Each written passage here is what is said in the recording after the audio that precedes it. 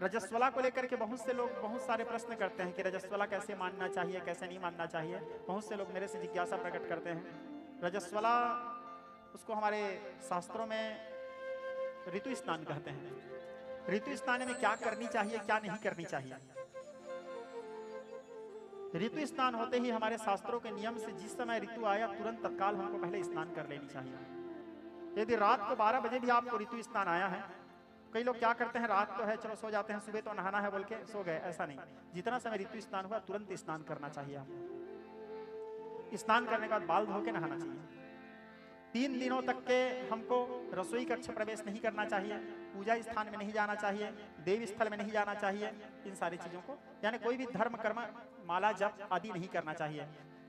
सदग्रंथों को स्पर्श नहीं करना चाहिए, पुराण पुस्तकों को नहीं छूना चाहिए। 3 दिन के बाद पुनः स्नान करें। स्नान करने के पश्चात गौ के गोबर से थोड़ा शरीर में लगा लें, गौमूत्र लगा लें, और तुलसी का मिट्टी, तुलसी में जो मिट्टी रहता है, किसी को खुद को नहीं छूना है, किसी को बोल के तुलसी की मिट्टी मंग करके उससे स्नान कर लें। और हो सके तो हल्दी से नहाएं। जैसे साबुन लगाते हैं, हल्दी से नहाने से शरीर को पवित्र माना जाता है। हल्दी, और हो सके तो उसमें बेसन भी मिला लें, जिसको उबटन कहा जाता है। स्नान करें। स्नान करने के बाद फिर शरीर थोड़ा पवित्र होता है, थोड़ा, पूर्ण पवित्र नहीं। तो 3 दिन के बाद फिर आप रसोई कक्ष प्रवेश कर सकते हो। तीसरा दिन में आप रसोई कक्ष प्रवेश कर सकते हो, भोजन बना सकते हो, परिवार वालों को भोजन दे सकते हो, लेकिन पूजा कक्ष में आप प्रवेश नहीं कर सकते, दिया नहीं जला सकते, पूजा पाठ नहीं कर सकते आप 3 दिन में। फिर 5वां दिन आपको पुनः स्नान करना है, बाल धो के नहाना है। और 5वां दिन में फिर तुलसी की मिट्टी से स्नान करना है, हल्दी लगा के स्नान करना है, गौ के गोबर आदि से, गंगा जल थोड़ा सा पान कर लें। और उसके बाद 5वां दिन में फिर आप लोग देव स्थल प्रवेश कर सकते हो। लेकिन कौन से देव स्थल?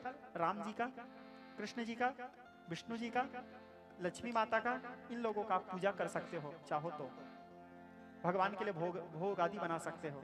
लेकिन शिव जी और माँ जगदम्बा का पूजा आप नहीं कर सकते 5 दिन में। शिव जी और जगदम्बा की पूजा करने के लिए 7वां दिन में फिर आपको स्नान करना है। 7वां दिन स्नान करने के बाद फिर आपको बाल धो के नहाना है। 7वां दिन के बाद ही आपको जगदम्बा का या शिव जी की पूजा करने का अधिकार प्राप्त होता है। 7वां दिन में जो है वो पूर्ण शुद्ध माना जाता है।